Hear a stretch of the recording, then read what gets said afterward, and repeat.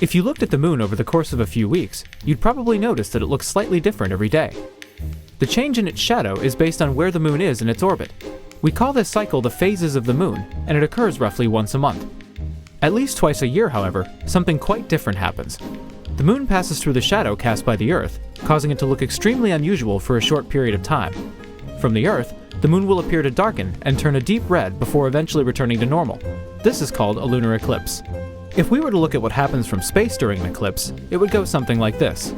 First, the moon passes through what's called the Penumbra, where the sun's light is only partially obscured. This results in only a slight darkening of the moon. As the moon continues along its path, however, it enters what's called the Umbra, where all direct light from the sun is blocked.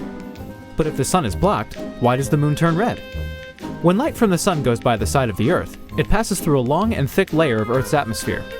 Shorter wavelengths of sunlight, like blue, are scattered by the atmosphere, so by the time the light has finished its trip to the moon, more of the longer wavelengths, like red, are left over.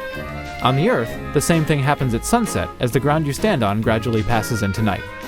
As the eclipse ends, the moon leaves the Umbra, returns to its normal color, and then leaves the Penumbra, brightening and resuming its original cycle. Overall, the whole process lasts only from a few minutes to a few hours, so you'll have to be quick if you want to see it. But, as long as you're willing to stay awake, you'll catch the moon as you won't see it too often.